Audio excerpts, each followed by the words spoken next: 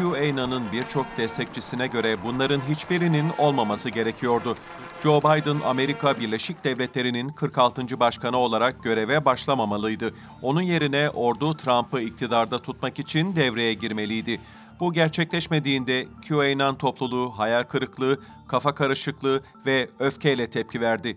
Bazıları gördüklerine inanmayı reddetti.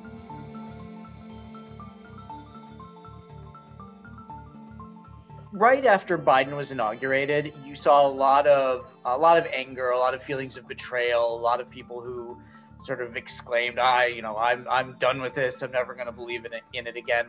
QAnon supporters are really faced with an existential dilemma. Either their belief system was correct and this is leading to some sort of logical conclusion, or they have to face despair. QAnon destekçileri yemin törenini bunun gerçekleşmeyeceğini söyleyen komplo teorileri siteleriyle bir şekilde bağdaştırmaya çalıştı.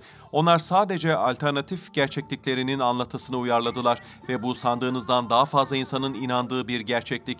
NPR Ipsos'un bir anketi, Amerikalıların %17'sinin ve Cumhuriyetçilerin %23'ünün çocuk kaçakçılığı çetesini yöneten ve şeytana tapan bir grup elitin politikayı ve medyayı kontrol etmeye çalıştığına inandığını ortaya koydu. QAnon'ın temel savlarından biri de bu. Georgia'dan Kongre üyesi Marjorie Taylor Greene'le birlikte bu komplo teorisine verilen destek Amerikan siyasetinin en üst seviyesine bile ulaştı. Bu videoda tüm bunların nereden geldiğine daha yakından bakacağız ve QAnon'ı neler beklediğine. QAnon'ın net bir tanımı olmadığı için hareketi yıllardır inceleyen insanlara, uzmanlara sorduk. QAnon is a cultish conspiracy theory that claims that a military intelligence team is using the board 8kun to leak classified information about an upcoming purge of the deep state. And they do this using codes and riddles and pictures that are meant to be interpreted by followers. And it's been going on since end of October 2017. Her şey Ekim 2017'de aşırılık yanlısı içeriklerle ünlü bir online tartışma panosu 4chan'de şifreli bir metnin görülmesiyle başladı. İlk ifadelerden biri Hillary Clinton yakında tutuklanacak. Kendini Q Clearance Patriot olarak tanıtan bu kişinin bu belirsiz mesajı pek dikkat çekmezdi. Ancak 4chan moderatörleri ve YouTuber'lar bunun ve sonraki gönderilerin etrafında tam bir efsane örmeye başladı. Yazarın ülkenin nükleer sırlarına erişimi olması gerektiğini düşünüyorlardı ve QAnon efsanesi doğdu. Q clearance is an actual U.S. Department of Energy term. It's the classification given to people who work with nuclear weapons.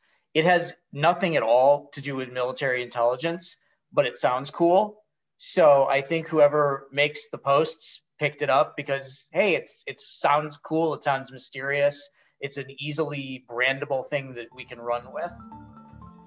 İlk metni kimin yazdığını ve QAnon'a atfedilen sonraki gönderilerin aynı kişi veya grup tarafından yazılıp yazılmadığını doğrulamak bile imkansız.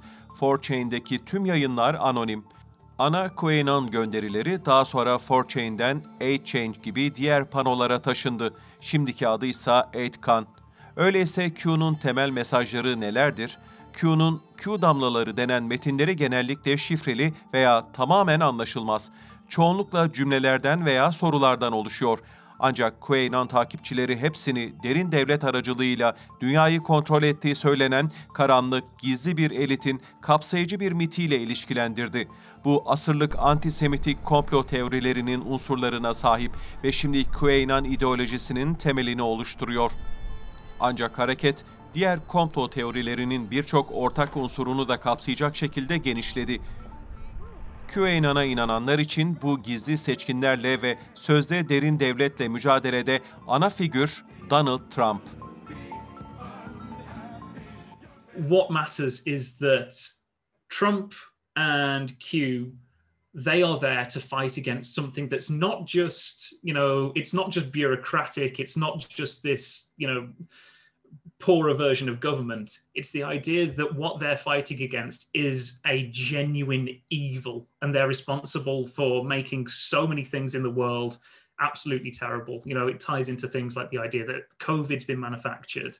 that people are being kept in poverty because of the actions of this shadowy deep state.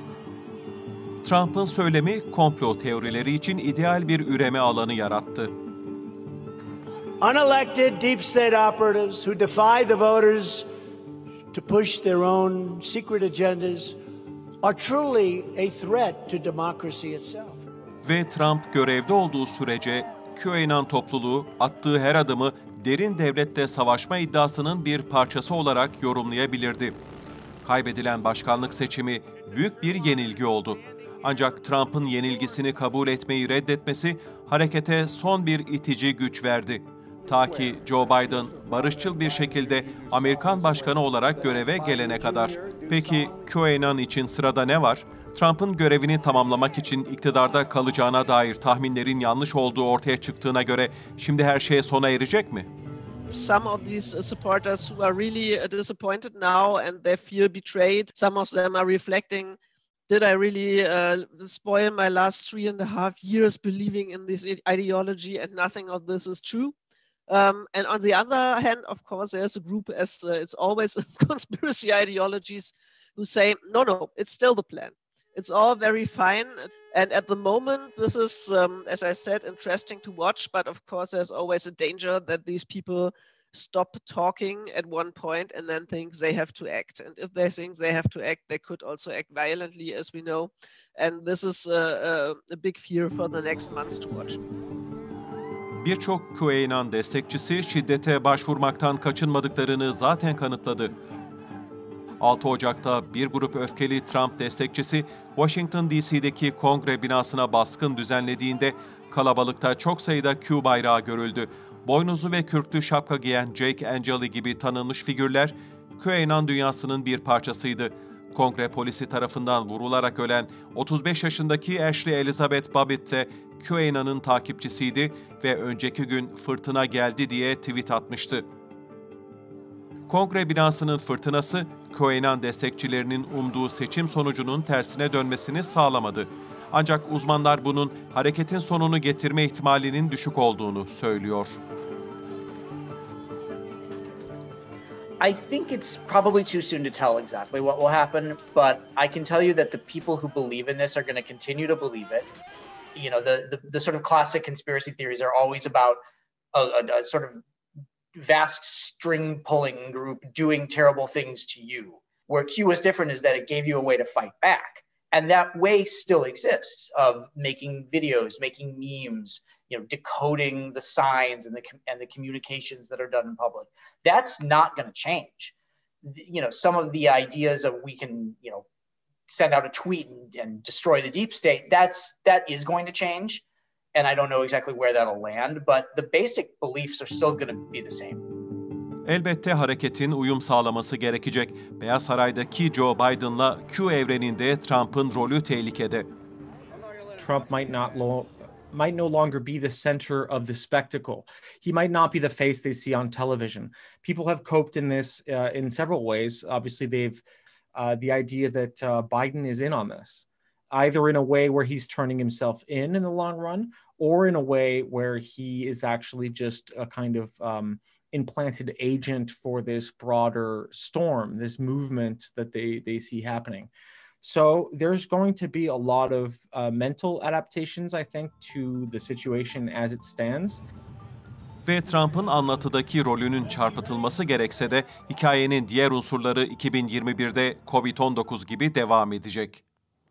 The pandemic was this huge recruiting opportunity for QAnon promoters. They saw there's this huge mass of people dealing with this enormous event, and a lot of people were isolated, they were bored, they were at home, they weren't working, and you go down rabbit holes and you start looking for reasons why this is going on. And if Q is providing them in the form of, the deep state in China did this to prop up Joe Biden, it's as good an explanation as anything. Bazı takipçiler çok fazla öfkelenmiş ve şimdi QAnon'a sırtlarını dönecek olsa da hareketin belirsizlik zamanlarında başkalarını çekmesi muhtemel. En kötü durumda şiddete yol açan daha fazla radikalleşme olabilir. Donald Trump veda konuşmasında en iyisi henüz gelmedi dedi. Hareketi canlı tutmak için daha fazla ilham kaynağı olabilecek bir cümle. We love